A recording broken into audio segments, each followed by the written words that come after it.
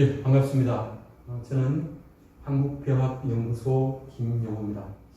병학이라는 말이 좀 생소하시죠? 전통시대의 군사학을 병학이라고 합니다.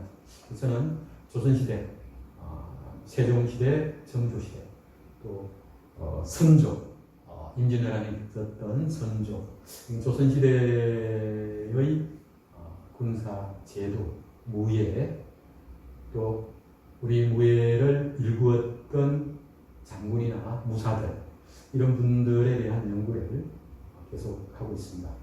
그리고 임진왜란을 계기로 편찬되게 된 무예도 통계에 나오는 무예 24기를 수련하기도 합니다. 그래서 오늘 소개할 책은 바로 제가 수련하고 읽기도 하고 또 병학을 연구하게 되었던 계기가 된 무예도 통지라는 책을 소개하도록 하겠습니다.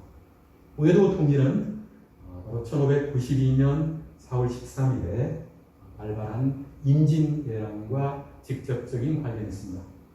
우리 역사에서 단 한 번의 전쟁을 꼽으라면 가장 많은 피해, 그리고 그는 인명은 말할 것도 없고 문화재, 여러 가지가 우리 역사를 거의 바꾸다시피 했던 전쟁이 바로 1592년에 임진왜란입니다. 그래서 우리가 가장 존경하는 인물도 세종과 더불어 우리 역사 속에 가장 존경하는 인물인 이순신 장군도 임진왜란을 극복했던 명장으로 우리한테 기억되어 있고, 임진왜란을 통해 가지고 우리 조선은 전기와 후기로 갈라질 만큼 큰 영향을 끼쳤습니다.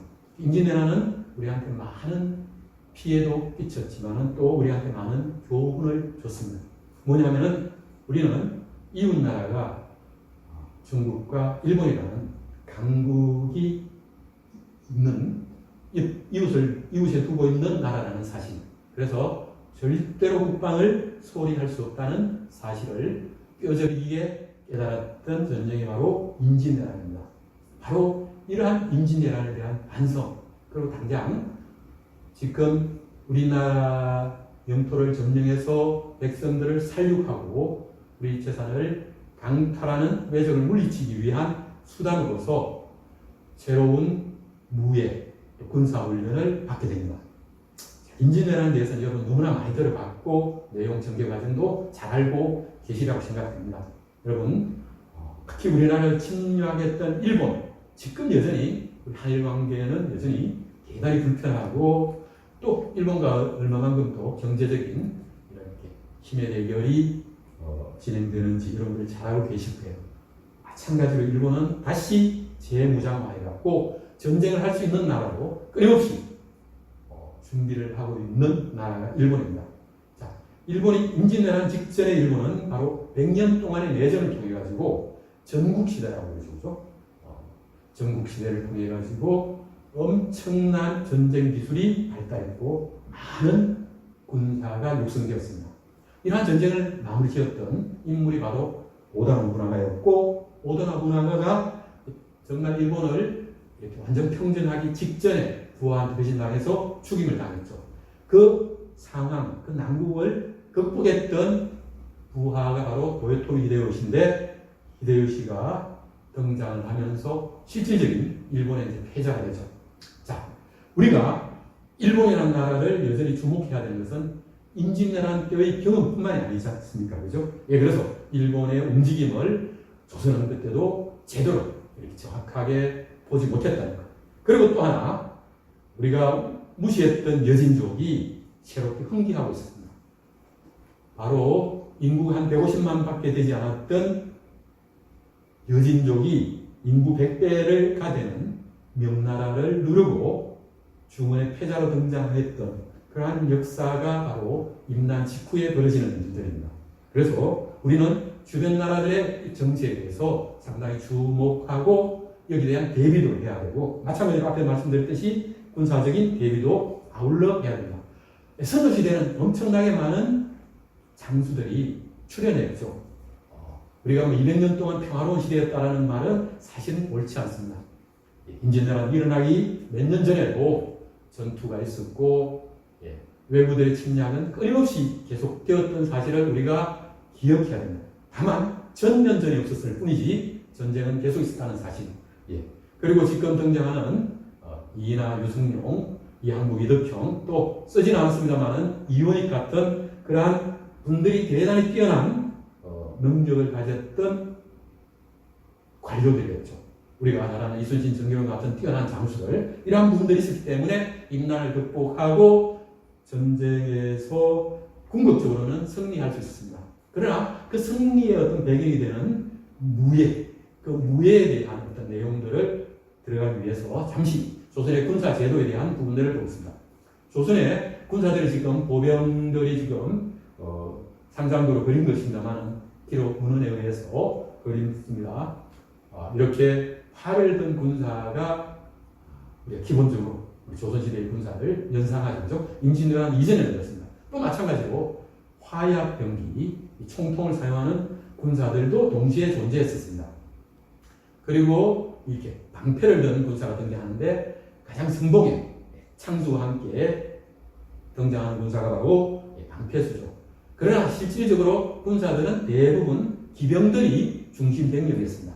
자, 우리가 임진왜란 때 우리 전투에서 가장 뼈아팠던 부분은 1차 방어선으로, 그러니까 동래성이 뚫리고 난 다음에 1차 방어선으로 이렇게 상주에 설정을 했는데 이일 장군, 뛰어난 장군이었고 이순신도 이일 밑에서 참전해갖고 전공을 세웠던 그랬던 일이 있었죠. 하여튼 이 일이 1차 방어선을 설정했던 상주 전투에서 진짜 어이없이 패배를 했고 조선 최고의 장군이라고 했던 신립이 충주 탕금대 전투에서 역시 패배를 합니다.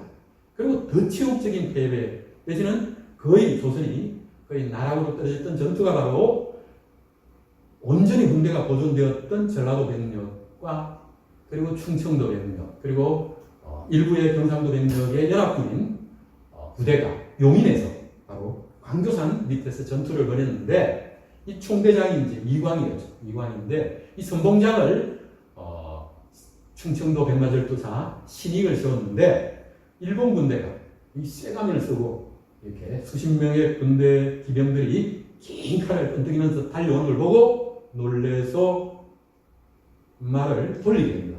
그래서 무려 10만의 군사가 다 무너졌다라고 이야기, 실록이 기록하라고 있는데 실질적인 기록을 보면은 그 실록은 10만으로 이야기하지만은 대략 5만 병력 정도가 그때 일본 군대한테 패배를 하는데 일본 군대의 병력이 1600명이라고 합니다.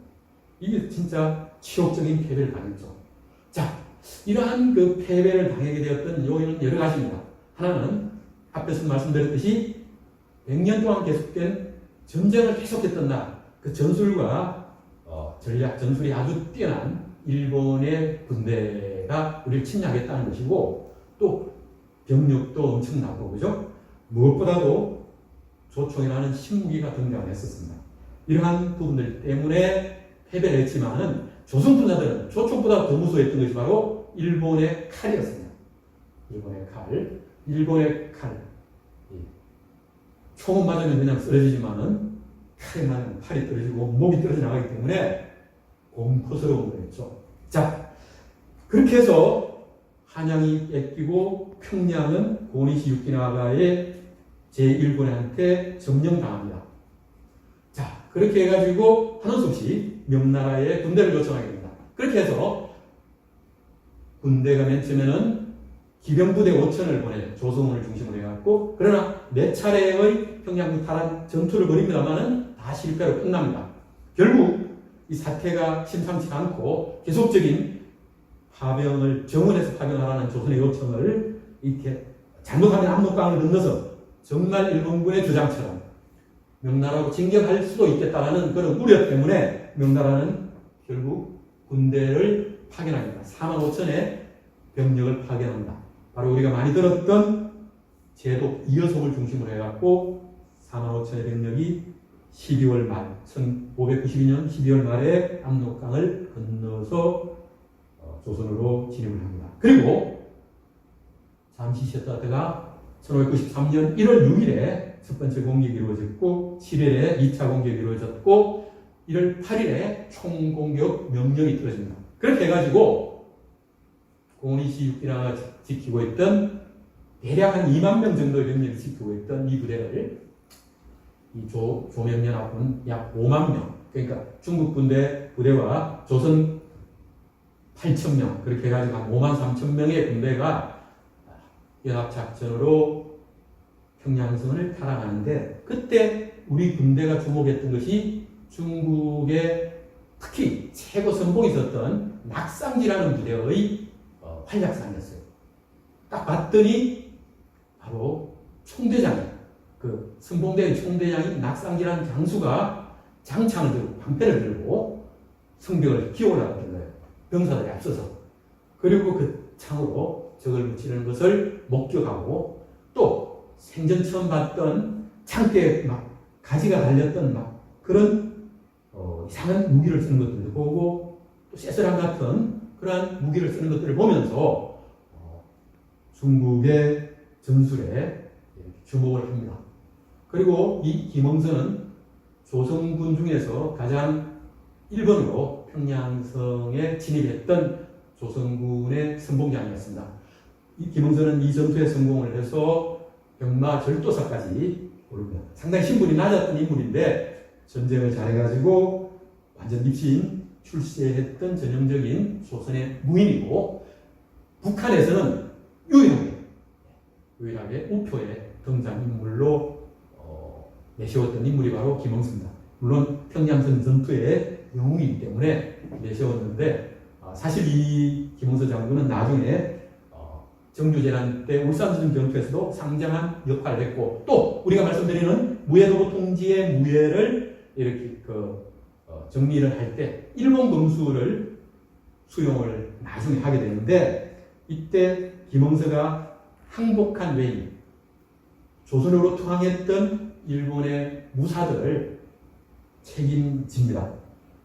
이 김응서는 회화 능력도 뛰어나갔고 일본군 진영을 자주 드나들면서 나중에는 협상에 실무를 담당하기도 하죠. 물론 김응서가 실수해가지고 고니시 가토 기요마사를 함께 잡자 하는 그 반관계, 그러니까 고니시의 어떤 그런 모략에 걸려들어가지고 위선심이 백의종군하게 되는 어떤 그러한 결과를 낳았던 어떤 일에도 개입되기도 했습니다만, 대단히 뛰어난 장수가 분명했고, 이 장수는 나중에 명나라의 요청으로 후금군과의 전투인 사르 전투에도 참전했던 뛰어난 장수입니다. 자, 아까 말씀드렸듯이 우리 실록에 기록되어 있는 그 낙상지가 장창을 가지고 경패를 짊어지고 성곽에 오르는 그런 내용이 실록에 실려있는 내용입니다. 자, 우리가 이제 특히 주목해야 될 또 하나의 사실은, 우리 무예를 진작시켰던 기관을 우리는 훈련도만 알고 있습니다만은 바로 서원과 나중에는 향교에도 설치하게 되는 서검제입니다. 바로 서검제.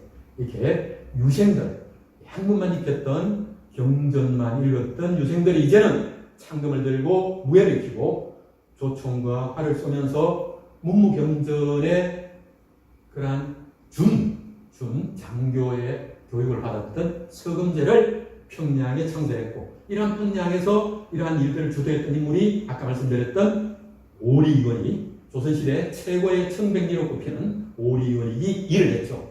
자, 우리는 그래서 이 부분도 우리는 기억해야 될 것입니다. 자, 여러분들이 잘 아시다시피 한양을 탈환하고 난 다음에 유성룡을 중심으로 해가지고 새로운 군사교육기관인 훈련도감을 창설해서 사수와 살수와 포수, 그러니까 포수는 조총, 살수는 창금을 전문으로 쓰는 군사, 그리고 사수는 전통적인 활을 쏘는 그런 세 가지 종류의 군사를 육사하는 훈련도감을 설치하고, 또 지방에는 소고군을 설치해가지고 군사교육을 하는데, 이 속에 얽힌 내용이 상당히 기가 막힙니다. 자, 아까 평양선을 탈환했다는 소식을 듣고 너무나 기뻐했던 선조가 이여송 막사를 찾아가고 축하를 합니다. 장군 축하합니다. 그런데 지난번에 왔던 장군은 몇 차례나 이렇게 전투를 벌였지만 다 패배를 했는데, 장군께서는 어떻게 저런 강력한 군대를 물려주셨는지요? 이렇게 물었더니 여성이 척경왕 장군이 쓴 기호신서에 나온 대로 하였습니다. 그러니까 선조가 너무너무 궁금한 거예요. 도대체 외놈들을 물리칠 수 있는 전술이 담겨있는 기호신서라는 책이 너무너무 궁금해서 그 책 좀 보여주시겠습니까? 하니까 임금의 부탁인데 여성이 거절해요. 군사 비밀이라서 보여드릴 수 없다. 그래서 선조가 잠을 못 자죠. 그래서 바로 역관들 불러가지고 이러한 책이 있는데 무슨 수를 썼지? 돈을 얼마든 줄 테니까 책을 구해와라 해서 결국 기호신서를 구입합니다. 엄청나게 많은 상금을 걸어서 구입을 해요. 뇌물로 먹이고 또 그 목숨을 걸고 구해왔던 역관한테 상을 하살했죠. 그래서 정조의 무예도부 통제의 서문에 보면은 선조가 기호신서를 그렇게 애써서 구입했다는 이야기도 무예도부 통지 서문에 실어놨습니다. 자, 그렇게 해서 익혔던 무예, 그 중에서 무예도부 통지에는 아주 많은 양을 차지하는 것이 바로 검술입니다. 넓은 의미로 친다면 11가지 정도가 바로 검술인데, 검술은 이렇게 이야기합니다. 그 당시 조선왕조 실록에서 승부의 결정적인 것은 바로 육박전에서 결판이 난다. 결국 총도 놓고 그때는 엉켜서 싸울 때는 총을 쏠 수 없으니까 창금으로 치고 찌르고 이렇게 해야 된다. 당연히 검수 칼을 가지고 있는데 그런 검술을 익히지 않았어야 됐느냐 하면서 검술을 익히기 시작하죠. 그러한 내용들이 모아지고 정리되고 해서 무예도부 통지에 실리게 되었던 것이죠. 자, 이러한 무예도부 통지의 창설과 이러한 무예도부 통지에서의 주요한 임무 중 하나가 아까 말씀드렸듯이 호수살수 사수의 삼수권을 육순하는 것과 한 가지 동시에 바로 성리의 뇌법이 담겨 있다는 기호신서를 이렇게 번역을 하는 거였어요. 그리고 이러한 번역을 해서 우리나라 군사들한테 교육을 시키는 일이었죠. 이러한 실무를 누가 맡았느냐 하면은 바로 한교라는 분이 맡습니다. 한교는 바로 그 율곡이 성혼 이러한 아주 유명한 유학자의 제자였는데 성리학뿐만이 아니라 천문, 지리, 병법에 두루 통달했던 대단히 문무경전의 전형적인 인물이 바로 한교입니다. 훗날 무예도부 통지를 편찬했던 이동무, 박제가, 백동수는 한교야말로 국사다, 나라의 선비다, 나라를 대표하는 선비다라고 이야기했고, 나중에 또 그 무예도부 통지를 편찬했던 사람들이 조선시대에 편찬했던, 그러니까 정조 이전에 편찬했던 책 중에서 최고의 책으로 율곡 2의 성학집요, 그리고 우리가 잘 아는 어술서, 동의보감, 허준의 동의보감, 그리고 한교의 무예조보, 이 세 가지 책이 정말로 실질적으로 유용했던 책이고 최고의 책이다라고까지 극찬을 했습니다. 그 정도로 무예제보의 어떤 중요함이 이렇게 강조됩니다. 자, 여기 보시면은 아까 잠깐 보시면은 무예에 대해 익히는 부분들이 그림이 나오고 이렇게 순서가 나오고 한글로 풀이가 나옵니다. 이러한 전통은 무예도부 통지에 기본적으로 개성이 되었고, 무예도부 통지는 이런 데서 한 발 더 나아가지고 이것이 좀 더 정교하게 익히는 방법이 제시되죠. 그래서 종목들이 늘어나고 이렇게 됐습니다. 무예제보가 간행되었던 것은 바로 1598년 10월 달에 완간되는데, 이제 그 전쟁이 거의 막 빠진 무렵에 이렇게 책이 완성되죠. 물론 책이 완성되기 전에 이러한 교육으로 먼저 군사들이 육성되었고, 이러한 그런 경험과 여러 가지 지도의 경험과 여러 가지가 종합되어 가지고 무예제보라는 책으로 편찬이 되었습니다. 그때 실렸던 책이 6가지 무예가 실리게 됩니다.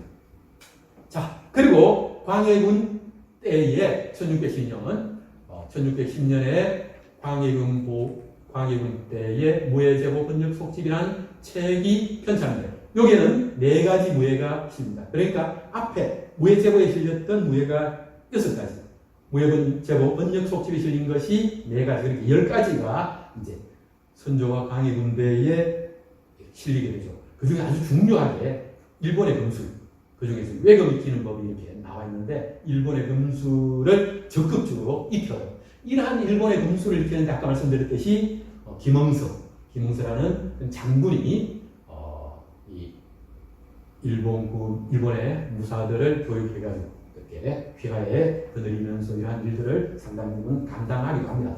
한교가 직접적으로 중국의 군대에 드나들기도 하고 군령을 드나들면서 이러한 것들을 하죠. 자, 이러한 전통, 무예를 익히고 하는 전통이 특히 우리나라에서는 강화도에 가장 강력하게 오랫동안 전성되었다는 사실도 우리가 주목해야 되고, 바로 수원화성과 강화도는 긴밀한 관계가 있죠.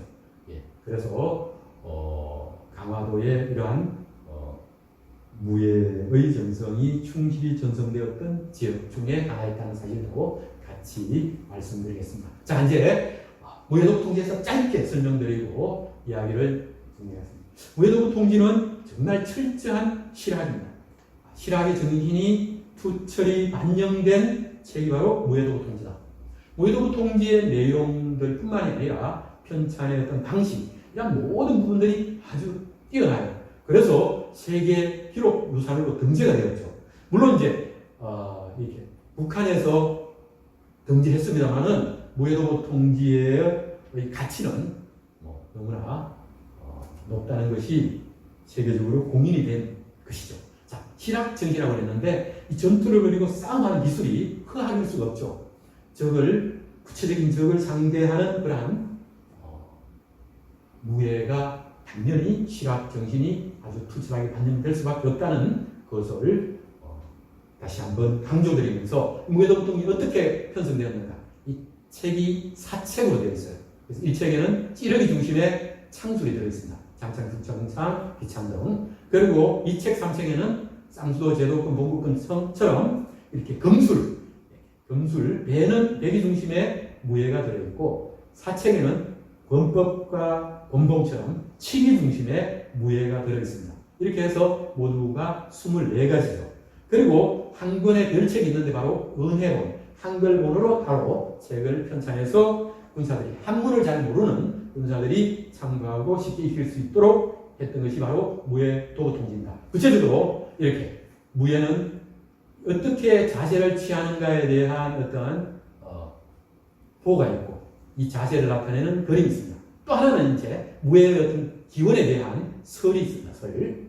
그리고 자세의 전체적인 명칭을 쭉 연결한 총도가 있고, 이 그림을, 자세를 쭉 이어난 총도, 그리고 요 자세를 이어놓은 총보, 이런 것들이 있어가지고 이 네 가지, 그러니까 이 보와 도, 총보와 총도, 그리고 은혜, 이것을 보면은 이 동작의 몸짓을 표현해낼 수 있도록 이렇게 합리적으로 정리해놓은 책이죠.